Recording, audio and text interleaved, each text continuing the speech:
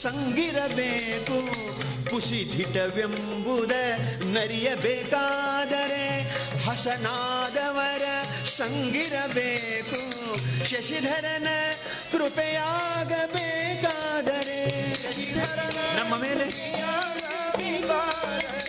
ಶಶಿಧರನ ಕೃಪೆಯಾಗಬೇಕಾದರೆ ಶಿಶುವಿನಂತೆ ಮೊರೆ ಇಡಬೇಕು. ಶಿಶುವಿನಂತೆ ನೀವು ಮೊರೆ ಇಡಬೇಕು. ಗುರುವಿನ ಕರುಣೆಯೂ ಆಗಬೇಕಾದರೆ ಗರ್ವವ ಬಿಡಬೇಕು. ಮೊದಲು ಗುರುತರ ಸುಖವನ್ನು ಪಡೆಯಬೇಕಾದರೆ ಶರೀರವನ್ನು ಬೇರಿಡಬೇಕು. ಗುರುವಿನ ಕರುಣೆಯೂ ಆಗಬೇಕು. ಸಾಧನೆಗಳು. ಆ ಬಳಿಕ ಇನ್ನೊಂದು ಮುಖ್ಯವಾದ ಮಾತು, ಕರಣದ ಶುದ್ಧಿಯೂ ಆಗಬೇಕಾದರೆ ಕರಣದ ಶುದ್ಧಿಯೂ ಆಗಬೇಕಾದರೆ ವೈರಿ ಆರನು ಹೊಡೆಬೇಕು. ಅಂತಃಕರಣದ ಶುದ್ಧಿಯೂ ಆಗಬೇಕಾದರೆ ಕಾಮಾದಿ ಆರನು ಹೊಡೆಬೇಕು. ವಿರತಿಯ ಭಾವವು ಬಲಿಯಬೇಕಾದರೆ ನಮ್ಮಲ್ಲಿ ಕಿಂಚಿತ ವೈರಾಗ್ಯ. ವಿರತಿಯ ಭಾವವು ಬಲಿಯಬೇಕಾದರೆ ಪರವನಿತೆಯರನು ಪಾರ್ವತಿಯನಬೇಕು. ಪರವನಿತೆಯರನು ಪಾರ್ವತಿಯನಬೇಕು. ಗುರುವಿನ ಕರುಣೆಯೂ ಆಗಬೇಕಾದರೆ ಗರ್ವವ ಬಿಡಬೇಕು. ಮೊದಲು ಗುರುತರ ಸುಖವನ್ನು ಪಡೆಯಬೇಕಾದರೆ ಶರೀರವನ್ನು ಬೇರಿಡಬೇಕು. ಸಾಧನೆಗಳು. ಗುರುವಿನ ಕರುಣೆಯೂ ಆಗಬೇಕು. ಜೀವನದುದ್ದಕ್ಕೂ ಸಾಧಿಸಬೇಕಾದ ಸಾಧನೆಗಳು.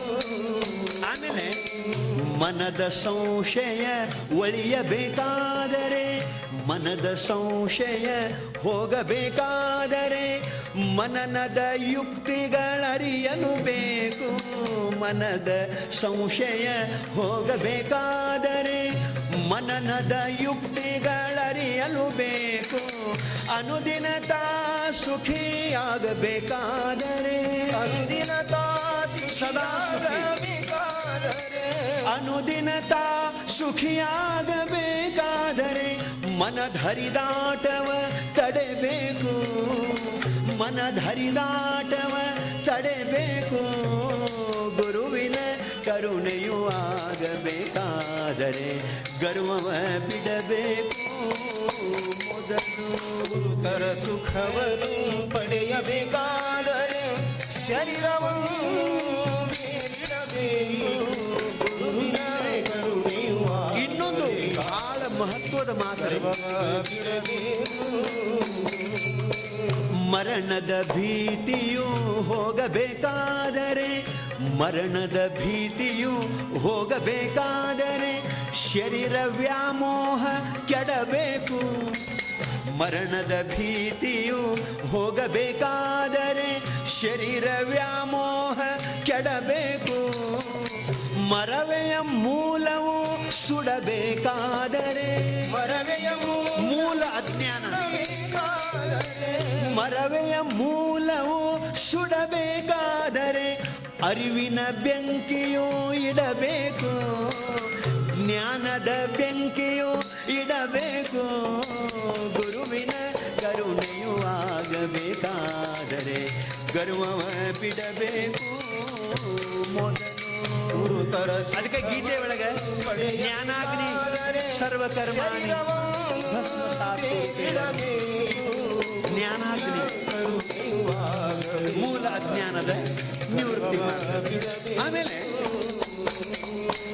ಜನ್ಮವು ಸಾರ್ಥಕವಾಗಬೇಕಾದರೆ ಈ ಜನ್ಮವು ಸಾರ್ಥಕವಾಗಬೇಕಾದರೆ ಸನ್ಮಾರ್ಗದಿತ ನಡೆಬೇಕು. ಮಾನವ ಜನ್ಮವು ಸಾರ್ಥಕವಾಗಬೇಕಾದರೆ ಸನ್ಮಾರ್ಗದಿತ ನಡೆಬೇಕು. ಚಿನ್ಮಯ ಮೂರುತಿ ಬಸವನಲ್ಲಿ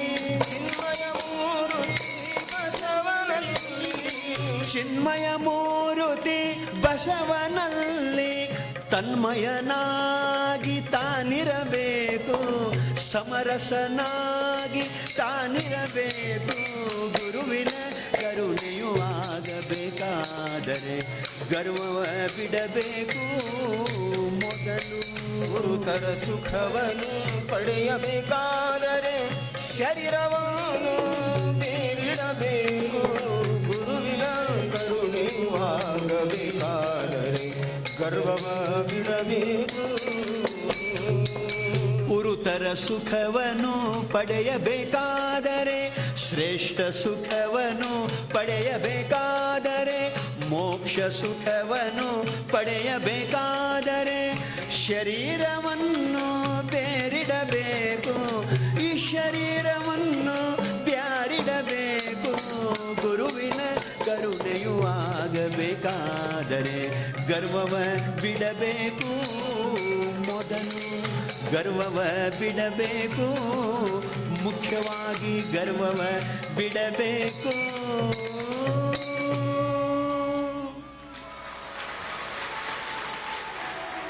ಇವು ಸಾಧನೆಗಳು. ಗುರುವಿನ ಕೃಪೆಯಿಂದ, ಗುರುವಿನ ಗರಡಿಯಲ್ಲಿ, ಗುರುವಿನ ಸಾನ್ನಿಧ್ಯದಲ್ಲಿ ಇದ್ದುಕೊಂಡು ಸಾಧಿಸಲೇಬೇಕಾಗಿರುವಂಥ ಸಾಧನೆಗಳು. ಆದ್ದರಿಂದ ಎಲ್ಲಿವರೆಗೆ ನಾವು ಗುರುಕೃಪೆಯನ್ನು ಸಂಪಾದನೆ ಮಾಡೋದಿಲ್ಲ, ಅಲ್ಲಿ ತನಕ ನಾವು ಪರಮಶಾಂತಿಯನ್ನು ಪಡೀಲಿಕ್ಕೆ ಸಾಧ್ಯನೇ ಇಲ್ಲ. ಅದಕ್ಕೆ ಹೇಳಿದರು ಉಪನಿಷತ್ಕಾರರು, ನಮ್ಮ ಋಷಿಗಳು ಎಷ್ಟು ಸುಂದರವಾಗಿರುವಂಥ ಉಪದೇಶವನ್ನು ಮಾಡ್ತಾರೆ. ಶರಣರಾಗಲಿ, ಸಂತರಾಗಲಿ, ಋಷಿ ಮುನಿಗಳಾಗಲಿ, ಒಂದು ಮಂತ್ರ ಬರ್ತದೆ ನೋಡ್ರಿ, ದುರ್ಲಭೋ ವಿಷಯ ತ್ಯಾಗ ದುರ್ಲಭಂ ತತ್ವದರ್ಶನಂ. ದುರ್ಲಭೋ ವಿಷಯ ತ್ಯಾಗ ದುರ್ಲಭಂ ತತ್ವದರ್ಶನಂ ದುರ್ಲಭೋ ಸಹಜಾವಸ್ಥಾ ಸದ್ಗುರುರ್ ಕರುಣಾಮ ವೀನಾ ಅಂತ ಹೇಳಿ. ಅಂದ್ರೆ ಏನೇನು ಹೇಳಿದಂಗಾತ್ರಿ ಒಟ್ಟಾರೆ ಟೋಟಲ್ನಾಗ. ಈ ನಮ್ಮ ಮಂದಿ ಟೋಟಲ್ ಮಾತನ್ನ ಬೇಡ್ತಾರೆ. ಬರವರಿ ಅಂದ್ರೆ ದುರ್ಲಭೋ ವಿಷಯ ತ್ಯಾಗ.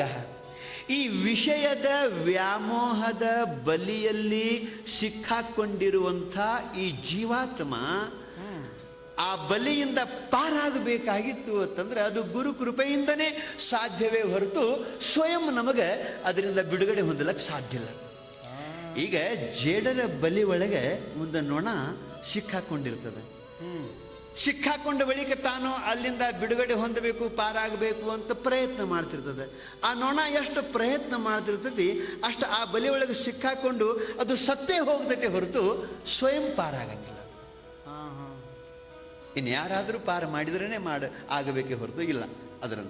ಅದರಂತೆ ಈ ನಾನು, ನಂದು, ಇಷ್ಟೆಲ್ಲ ಮಾಡಿದವ ನಾನು, ಇದೆಲ್ಲ ನಂದು, ಇದು ನಾನು ಅಂಥೇಳಿ ಈ ವ್ಯಾಮೋಹದ ಬಲಿ ಒಳಗೆ ಸಿಕ್ಕಾಕೊಂಡಿರುವಂಥ ಈ ಜೀವಾತ್ಮ ಇದರಿಂದ ಪಾರಾಗಬೇಕಾಗಿತ್ತು ಅಂತಂದ್ರೆ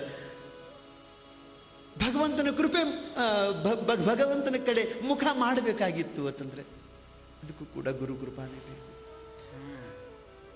ದುರ್ಲಭಂ ತತ್ವದರ್ಶನಂ. ತತ್ವ ಅಂತಂದ್ರೆ ಆತ್ಮ, ತತ್ವ ಅಂತಂದ್ರೆ ಪರಮಾತ್ಮ, ತತ್ವ ಅಂತಂದ್ರೆ ಪರವಸ್ತು, ತತ್ವ ಅಂತಂದ್ರೆ ಪರಬ್ರಹ್ಮ.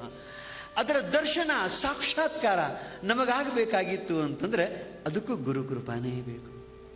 ಆ ಬಳಿಕ ಜೀವನ್ಮುಕ್ತಿ ವಿಲಕ್ಷಣ ಆನಂದವನ್ನು ಪಡೀಲಿಕ್ಕೆ ನಿರ್ವಿಕಲ್ಪ ಸ್ಥಿತಿ ಅನ್ನೋದೇನದ, ಸ್ವಸ್ವರೂಪ ಸ್ಥಿತಿ ಅನ್ನೋದೇನದ, ಅದು ನಮಗೆ ಪ್ರಾಪ್ತ ಆಗಬೇಕಾಗಿತ್ತು ಅಂತಂದ್ರೂ ಕೂಡ ಅದಕ್ಕೂ ಗುರು ಕೃಪಾನೇ ಬೇಕು.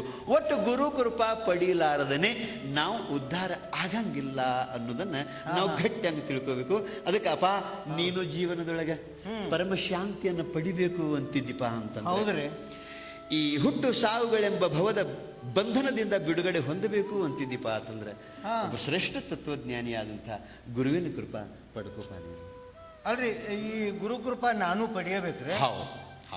ಅಲ್ರಿ ಎಲ್ಲರೂ ಪಡಿಬೇಕು?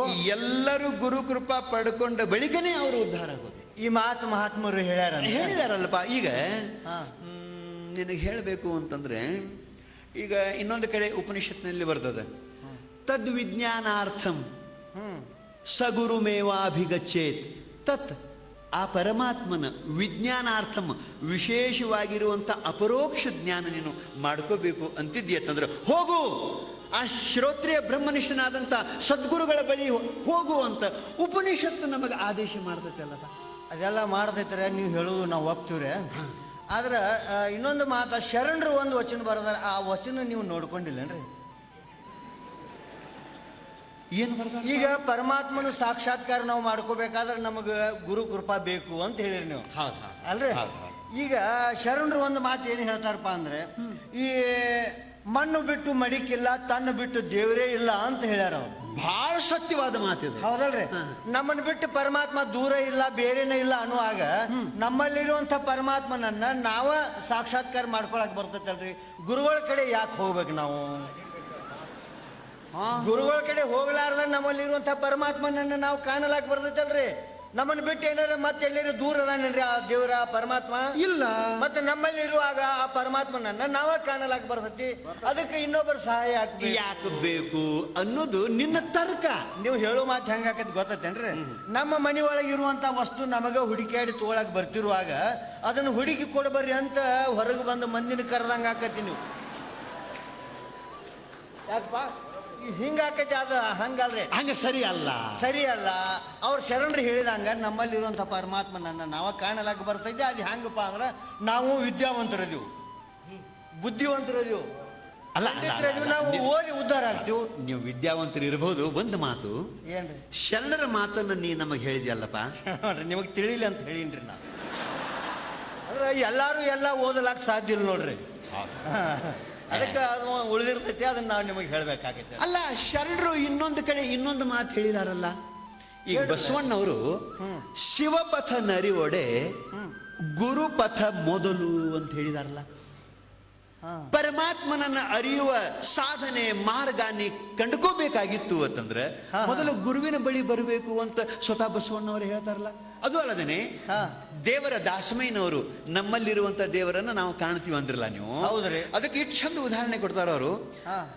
ಘಟದೊಳಗಿರ್ಪ ಬಯಲಿನಂತೆ, ಘಟದೊಳಗಿರ್ಪ ಸೂರ್ಯನಂತೆ, ಸರ್ವರೊಳು ಶಿವಚೈತನ್ಯ ವಿಪ್ಪುದು ಇದ್ದುಡೇನು ಅದು ಸರ್ವರಿಗೆ ಸಾಧ್ಯವಿಲ್ಲ, ಗುರುವಿನಿಂದಲ್ಲದಾಗದು ಕಾಣ ರಾಮನಾಥ ಅಂತಂದ್ರು. ನಮ್ಮಲ್ಲಿ ಇರುವಂತ ಆ ಪರಮಾತ್ಮನನ್ನ ಕಾಣಬೇಕಾಗಿತ್ತು ಅಂತಂದ್ರೆ ಅದು ಗುರು ಕೃಪೆಯಿಂದನೇ ಕಾಣಬೇಕೇ ಹೊರತು ಗುರು ತೋರಿಸದಲ್ಲದೆ ಕಾಣಿಸದಣ್ಣ ಅಂತ ಹೇಳಿದಾರಲ್ಲ. ಅದು ಯಾರಿಗೆ ಹೇಳ್ಯಾರ ಗೊತ್ತೇನ್ರಿ? ಯಾರಿಗೆ? ನಮ್ಮಂತ ಬುದ್ಧಿವಂತರಿಗೆ ಎಲ್ರಿ. ಅದು ಅವ್ರು ಹೇಳಿದ್ದು ತಪ್ಪಣಂಗಿಲ್ಲ. ಯಾರು ಕಲೀಲಾರ ಜನ ಅದಾರ ನೋಡ್ರಿ, ಅವ್ರಿಗೆ ಹೇಳಿದ್ದು ಮಾತದು. ಕಲಿತವರಿಗೆ ಗುರುಗಳ ಅವಶ್ಯಕತೆ ಯಾಕೆ ಬೇಕ್ರಿ? ಅಲ್ರಿ, ಈಗ ಕಲ್ತವ್ರಿಗೆ ಅದು ಓದಿ ಉದ್ಧಾರ ಆಗಲ್ಲ. ಸಾಕಷ್ಟು ಗ್ರಂಥಗಳು ಸಿಗ್ತಾವೆ, ಗ್ರಂಥಗಳು ಸಿಗ್ತಾವೆ, ವೇದಗಳು, ಉಪನಿಷತ್ತುಗಳು, ಕುರಾನ್, ಹದೀಸ್ಗಳು. ಈಗ ಗುರು ಕೃಪಾ ಪಡೀರಿ ಅಂತಿರಲ್ಲ ನೀವು. ಈಗ ಗುರುಗಳು ಯಾವುದೇ ಮಾತು ಹೇಳಿದ್ರು, ಏನೇ ಹೇಳಿದ್ರು ಆ ಗ್ರಂಥದೊಳಗಿಂದ ನೋಡಿ ಅಭ್ಯಾಸ ಮಾಡಿ ನಮ್ಗೆ ಹೇಳ್ತಾರೆ. ನಮಗೂ ಓದಲಾಕ್ ಬರ್ತೈತಿ. ಅವ್ರು ಹೇಳುವಂತ ಗ್ರಂಥ ನಾವು ಕೊಂಡು ತರ್ತೀವಪ್ಪ. ದುಡ್ಡು ಕೊಟ್ಟು ಕೊಂಡು ತಂದು ಮನ್ಯಾಗ ಇಟ್ಟುಕೊಂಡು ದಿನಾಲು ಜರ ಓದಿ ಉದ್ಧಾರ ಆಗ್ತೀವಿ. ಬರ್ತೈತೆ ಹೇಳ್ರಿ. ಏನು ವ್ಯತ್ಯಾಸ? ರಾತ್ರಿ ಊಟ ಮಾಡಿ ಮಲ್ಕೊಳ್ಳೋ ಮುಂದ್ರಿ ಒಂದು ಅರ್ಧ ಗಂಟೆ ಓದಿದ ನಾವು ಉದ್ಧಾರ ಆಗ್ಬಿಡ್ತೀವಿ. ನಮ್ಮೂರಾಗಿನ ಜಂಗಮ ಮೂರ್ತಿಗಳು ಸ್ವಾಮಿಗಳ್ರಿ ಇವರು ಇಂಥ ಮಾತು ಹೇಳ್ತಾರೆ. ಊಟ ಮಾಡಿ ಮಲಗುವಾಗ ಅರ್ಧ ಗಂಟೆ ಓದಿದ್ರೆ ನಾವು ಉದ್ಧಾರ ಆಕ್ಕೀವಿ. ಸ್ವಾಮಿಗಳ, ಊಟ ಮಾಡಿ ಮಲಗುವಾಗ ಅರ್ಧ ಗಂಟೆ ಓದಿದ್ರೆ ನೀವು ಉದ್ಧಾರ ಆಗಂಗಿಲ್ಲ, ಉದ್ದಾಗ್ತೀರಿ. ಅದ ಉದ್ದಾಗೆ ಓದಾಕತ್ತೀವ್ರಿ. ಆತ ಮತ್ತೆ ನಿದ್ದೆ ಹತ್ತತಿ, ಕೈಯಾಗಿನ ಗ್ರಂಥ ತಳಗ್ ಬೀಳ್ತತಿ, ನೀವು ಭವದೊಳಗೆ ಬೀಳ್ತೀರಿ.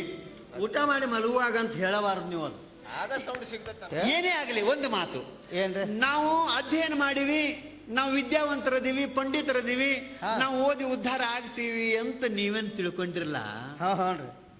ಒಂದು ವೇಳೆ ಹಂಗ ಓದಿ ಉದ್ಧಾರ ಆಗ್ಲಾಕ್ ಬರ್ತಿತ್ತು ಅಂತಂದ್ರೆ ಇದನ್ನು ವಿಚಾರ ಮಾಡೋಣ. ಏನ್ರಿ? ಕನ್ನಡ ನಾಡಿನ ಶ್ರೇಷ್ಠ ತತ್ವಜ್ಞಾನಿಗಳಾದಂಥ ಶ್ರೀಮನ್ ನಿಜಗುಣ ಶಿವಯೋಗಿಗಳು, ಪುಣ್ಯಾತ್ಮರೇ, ನಿಜಗುಣರ ಗ್ರಂಥಗಳನ್ನು ತಾವು ನೋಡಬೇಕು. ಸಕಲ ವೇದೋಪನಿಷತ್ತುಗಳ ಸಾರವನ್ನೇ ಅತ್ಯಂತ ಸರಳವಾಗಿ ಕನ್ನಡದೊಳಗೆ ಕೊಟ್ಟವರು ಅಂತಂದ್ರೆ ಶ್ರೀಮನ್ ನಿಜಗುಣ ಶಿವಯೋಗಿಗಳು.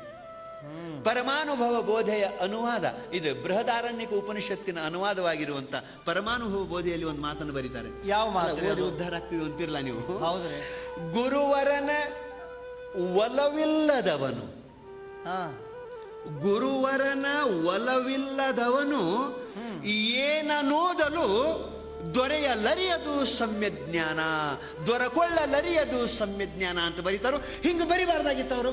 ನಿಜಗುಂಡ್ರ ಗುರು ಕೃಪಾ ಪಡಿಲಾರದ ವ್ಯಕ್ತಿ ಬೇಕಾದಷ್ಟು ಓದಿಕೊಂಡಂತ ಪಂಡಿತಿದ್ರು ಕೂಡ ಅವನಿಗೆ ಯಥಾರ್ಥ ಬ್ರಹ್ಮಜ್ಞಾನ ಆಗಂಗಿಲ್ಲ, ಅವಂಗ ಭ್ರಮ ಆಗಂಗಿಲ್ಲ, ಇನ್ನಟ್ಟು ಭ್ರಮ ಆದೀತು ಅಂತ ಬರೀತಾರ ಅವರು. ನಿಜಗುಂಡ್ರು ಹಿಂಗೆ ಬರಿಬಾರ್ದಾಗಿತ್ತು. ನಿಜಗುಂಡ್ರಿ ಎಲ್ಲ ಬರ್ದಾರು, ಅವ್ರು ಬರ್ದಿದ್ ನೀವೆಲ್ಲ ಓದಿರಿ. ಆದ್ರೆ ನಿಜಗುಂಡ್ರಿ ಎಂದ ಬರ್ದಾರು, ಯಾರಿಗಾಗಿ ಬರ್ದಾರು ಅನ್ನೋದು ಗೊತ್ತೈತೇನ್ರಿ ನಿಮಗ? ತಾತ್ಪರ್ಯ ತಿಳ್ಕೊಬೇಕ್ರಿ. ಅದು ಎಂದ ಬರ್ದಾರು, ಯಾರಿಗಾಗಿ ಬರ್ದಾರು, ಬರ್ದದ್ರ ತಾತ್ಪರ್ಯ ತಿಳ್ಕೊಬೇಕು. ಹೌದ್ರಿ, ಉದ್ದೇಶ ಏನಿತ್ತು, ಅದು ಯಾರಿಗೆ, ಯಾಕೆ ಬರೆದ್ರು ಗೊತ್ತಿಲ್ಲ. 400-500 ವರ್ಷದ ಹಿಂದೆ ಇದನ್ನ ಕನ್ನಡಕ್ಕೆ ಅನುವಾದ ಮಾಡಿದ್ರು. ಅದು ಮೊದಲ ವೇದಗಳಲ್ಲಿ ಹೇಳಿದ ಮಾತು. ಯಾರಿಗಾಗಿ ಬರ್ದಾರಂದ್ರೆ ಎಲ್ಲರಿಗಾಗಿ ಬರ್ದಾರು, ಇಲ್ಲಿ ಬಂದವರಿಗಾಗಿ ಬರ್ದಾರು, ನನ್ನ ಸಲುವಾಗಿ ಬರ್ದಾರು, ಅದ್ರಾಗ ಸ್ಪೆಷಲ್ ನಿನ್ನ ಸಲುವಾಗಿ ಬರ್ದಾರು. ನಮ್ಮ ಕಡೆ ಕೈ ಮಾಡಕ್ ಹೋಗ್ಬೇಡ್ರಿ ನೀವು. ನಮಗ್ ಹೇಳಿದ್ದು ಮಾತಲ್ರಿ. ಅಲ್ರಿ, ಈಗ 400 ವರ್ಷ ಹಿಂದೆ ಈ ಮಾತ ಆ ಸ್ವಾಮಿಗಳು ಬರ್ದಿಟ್ಟಾರಪ್ಪ ಅಂದ್ರ ಯಾಕೆ ಬರ್ದಿಟ್ಟಾರು? ಅವಾಗಿನ ಜನ ನಮ್ಮಟ್ಟು ಜಾನ್ರಿ ಇದ್ದಿದ್ದಿಲ್ಲ. ಆಗ ಸಾಲಿಗಳು ಇದ್ದಿದ್ದಿಲ್ರಿ ಕಲೀಲಾಕ. ಇಷ್ಟು ಶಾಲೆ ಅನುಕೂಲ ಅವ್ರಿಗೆ ಇದ್ದಿದ್ದಿಲ್ಲ, ಕಲೀಲಾರ ಜನ ಇದ್ರು. ಶಾಲೆ ಕಾಲೇಜು ವ್ಯವಸ್ಥೆ ಇರ್ಲಿಲ್ಲ, ಸ್ವಂತ ವಿಚಾರ ಮಾಡೋ ಶಕ್ತಿ ಆ ಜನರಲ್ಲಿ ಇದ್ದಿದ್ದಿಲ್ಲ. ಅದಕ್ಕೆ ಅವ್ರೇನಪ್ಪಾ ಅಂದ್ರೆ ಗುರುಗಳ ಕಡೆ ಹೋಗ್ರಿ ಅಂತ ಹೇಳಿದ್ದ ಮಾತದ. ಈಗ ಕಲೀಲಾರ ಜನರಿಗೆ ಹೇಳಿದ್ದ ಮಾತ ಕಲ್ತಂತ ಪಂಡಿತರು ನಾವು. ನಮಗ ಆ ಮಾತು ತಂದು ನೀವು ಹಿಂದೆ ಹೇಳ್ತಾನಪ್ಪ ಅಂದ್ರೆ ಸಾಹೇಬ್ರ ಖರೆ ಹೇಳಿದ್ರಿ, ಇನ್ನೂ 400 ವರ್ಷ ಹಿಂದೆ ಉಳ್ದಂಗ ಆತ್ ನೋಡ್ರಿ ನೀವು. ನಾವು ಉಳ್ದಿವು. ಹೌದ್ರಿ, ಜಗತ್ತ ಎಷ್ಟು ಮುಂದೆ ಹೊರ್ಯಾಕತೈತಿ, ಅದನ್ನು ಬಿಟ್ಕರ್ ನೀವು ಹಳಿ ಮಾತನ್ನ ಹಿಂದೆ ಹೇಳ್ತಾನಪ್ಪ ಅಂದ್ರ ನೀವು ಎಂದರೆ ಜಾಣ್ರಾಗ ಅವರು ಅಂತನ್ನ, ಎಂದು ಸುಧಾರ್ಸವ್ರು, ಎಂದರೆ ಮುಂದೆ ಬರವ್ರು ನೀವು ಅಂತನ್ನ. ಯಾಕ್ರೆ ನಾ ಚಂದ್ರಲೋಕಕ್ಕೆ ಹೋಗಿ ಹೇಗೆ ಬರ್ತೀನಿ, ನಮ್ಮಂತವ್ರಿಗೆ ಇಂಥ ಮಾತು ಹೇಳ್ತೀನಿ. ಯಾರಿಗೆ ಯಾವ ಮಾತು ಹೇಳ್ಬೇಕು ಅನ್ನೋದು.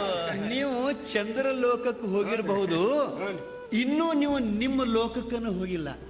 ನಮ್ಮ ಲೋಕಕ್ರಿ ಮುಂದೆ ಹೋಗ್ತೀವ್ರಿ. ಬಂಧುಗಳೇ, ಒಂದು ಮಾತು ನೆನಪಿಟ್ಕೋಬೇಕು. ನಾವು ಓದಿ ಉದ್ಧಾರ ಆಗುತ್ತೀವಿ ಅನ್ನೋ ತರ್ಕ ಏನದಲ್ಲ, ಇದು ತರ್ಕ ಸರಿಯಾದ ತರ್ಕ ಅಲ್ಲ. ಯಾಕೆ ಅಂತ ಕೇಳಿದ್ರೆ, ಯಾಕ್ರಿ? ಇದರ ಅರ್ಥ ನಾವು ವಿದ್ಯೆಗೆ ವಿರೋಧಿಗಳದೀವಿ ಅಂತ ತಿಳ್ಕೊಬೇಡ್ರಿ. ನೀವು ಓದಬಾರದು ಅಂತ ನಾವೇನು ಅನ್ನಂಗಿಲ್ಲ. ಆದ್ರೂ ಒಂದು ಮಾತು, ಈ ವೇದಗಳಲ್ಲಿ ಉಪನಿಷತ್ತುಗಳಲ್ಲಿ ಒಂದೊಂದು ವಾಕ್ಯಕ್ಕೆ ಹಲವಾರು ಸಂದರ್ಭಾನುಸಾರವಾಗಿ ಅರ್ಥಗಳು ಆಗ್ತಿರ್ತಾವ. ಇನ್ನು ಉದಾಹರಣೆಗೆ ಹೇಳಬೇಕು ಅಂತಂದ್ರೆ, ಈಗ ತತ್ವಮಸಿ ಮಹಾವಾಕ್ಯದ ಉಪದೇಶವನ್ನು ನಮಗೆ ಗುರುಗಳು ಮಾಡಿದಾಗ ಅದರಲ್ಲಿ ಎಷ್ಟು ವಿರೋಧ ಆಗಿ ಬಿಡ್ತತಿ. ಆ ಬಳಿಕ ಏಕತ್ವದ ನಿಶ್ಚಯ ಮಾಡಬೇಕಾಗಿತ್ತು ಅಂತಂದ್ರೆ ನಾವು ಭಾಗತ್ಯಾಗ ಲಕ್ಷಣದಿಂದ ವಾಚಾರ್ಥವನ್ನು ತ್ಯಾಗ ಮಾಡಿ, ವಿರೋಧಾಂಶವನ್ನು ತ್ಯಾಗ ಮಾಡಿ, ಜೀವ ಈಶ್ವರರಲ್ಲಿ ಇರುವಂಥ ಉಪಾಧಿಗಳನ್ನು ತ್ಯಾಗ ಮಾಡಿ, ಉಪಹಿತವಾಗಿರುವಂಥ ಚೇತನದಲ್ಲಿ ಏಕತ್ವವನ್ನು ನಾವು ಗ್ರಹಣ ಮಾಡಬೇಕಾಗತ್ತೆ. ಇದು ಗುರು ತಿಳಿಸಲಾರ್ದೇ ಗೊತ್ತಾಗೋ ಮಾತಲ್ಲ. ಅದಕ್ಕೆ ಓದುವಾಗ ನೀವು ಅರ್ಥಕ್ಕೆ ಅನರ್ಥ ಮಾಡ್ಕೊಂಡ್ರಿ ಅಂದ್ರೆ ನಿಮ್ಗೆ ತಿದ್ದವ್ರು ಯಾರು? ಅಲ್ಲಿ ಓದುವಾಗ ಜನ ಸರಿಯಾಗಿ ಓದಿದ್ರೆ ಸರಿಯಾಗಿ ತಿಳಿಯಾಕಿಲ್ರಿ, ಆಗಂಗಿಲ್ಲ. ಸುಮ್ಮನೆ ಒಂದು ಮಾತು ಹೇಳಬೇಕು ಅಂತಂದ್ರೆ ಅನುಭವಕ್ಕೆ ಬರುವಂಗೆ, ನಮ್ಮೂರೊಳಗೆ ಒಬ್ಬರು ಸಾಧು ನಿರಂಜನ ಅವಧೂತರು ಅಂತ ಇದ್ರು. ಗ್ರಾಮೀಣ ಜನತೆಗೆ ಬಹಳಷ್ಟು ಚೆನ್ನಾಗಿ ಉಪದೇಶ ಮಾಡುವಂತ ಮತ್ತು ಹಲವಾರು ಗ್ರಂಥಗಳನ್ನು ಬರೆದಂತ ಪೂಜ್ಯರು ಅವರು. ಸಾಧು ನಿರಂಜನ ಅವಧೂತರು ಅಂತ ಅವರು ಒಂದು ಮಾತು ಬರೆದಿದ್ರು. ಅದೇನಾಗಿತ್ತಂದ್ರೆ ಗ್ರಾಮೀಣ ಭಾಷೆ ಒಳಗೆ ಬರೆದಿದ್ರು ಅವರು. ಅವ್ರಂತಾರೆ, ಒಂದೂರೊಳಗೆ ಒಂದು ಕತ್ತಿ ನೀರಾಗ ಬಿದ್ದು ಸುಟ್ಟುಕೊಂಡು ಸೈತು ಅಂತ ಬರೆದಿದ್ರು. ನಿನಗೇನು ಅನಿಸ್ತದ ಮಾತು? ಅಲ್ಲ, ಎಷ್ಟು ಸುಳ್ಳು ಬರೀತಾರಿ ಮೊದಲಿನವರು. ಅಲ್ಲ, ನೀರಾಗ ಬಿದ್ದ ಕತ್ತಿ ಸುಟ್ಕೊಂಡು ಹೆಂಗ್ ಸಾಯ್ತೈತ್ರಿ? ಅದು ತಪ್ಪ್ರಿ. ಅದು ನೀರು ಕುಡಿದು ಸತ್ತು ಅಂತ ಹೇಳಿ ಅನ್ರಿ, ಬರೋಬರಿ ಆಕೈತಿ ಆ ಮಾತು. ನೀರು ಕುಡುದಲ್ಲಪ್ಪ, ನೀರಾಗ ಬಿದ್ದು ಕತ್ತಿ ಸುಟ್ಕೊಂಡು ಸತ್ತಿತ್ತದು. ಅಲ್ರಿ, ಅದಂಗ್ರಿ ಅದು ಕತ್ತಿ ನೀರಾಗ ಬಿದ್ದು ಸುಟ್ಕೊಂಡು ಹೆಂಗ್ ಸಾಯ್ತೈತ್ರಿ ಅದು? ಅಲ್ಲ, ನಿನಗೆ ತಿಳಿಲಿಲ್ಲ ಅಂದ ಮಾತ್ರಕ್ಕೆ ಅವ್ರು ಬರ್ದುದು ಸುಳ್ಳ ಅನ್ಬೇಕು. ಅಲ್ರಿ, ಅದಂಗ್ರಿ ಅದ ಬರೋಬರಿ ಐತದು. ಯಾರ್ದು ಬರೋಬರಿ ಐತ್ರಿ ಮಾತು? ಹೇಳಿದ್ದು ಹೇಳಾಕತ್ತಾರು ಏನಂತ, ಕತ್ತಿ ನೀರಾಗಿ ಬಿದ್ದು ಸುಟ್ಕೊಂಡು ಸತ್ತ ಹೇಳಾಕತ್ತಾರ. ಅದೇ ರೀಪ, ಕತ್ತಿ ನೀರಾಗಿ ಬಿದ್ದು ಸುಟ್ಟುಕೊಂಡು ಹೆಂಗ್ ಸತ್ತು ಇವತ್ತನ್ನ? ನೀರ್ ಕಾಸ್ಯಾರ ಅವನ್ನ. ಓಹೋ, ನೀರ್ ಕಾಸ್ಯಾರ ಅದ್ರ ಹೋಗಿ ಕತ್ತಿ ಬಿದ್ದೈತೆ ಅದು, ಹಿಂಗಾಗಿ ಸುಟ್ಕೊಂಡು ಸತ್ತೈತಿ.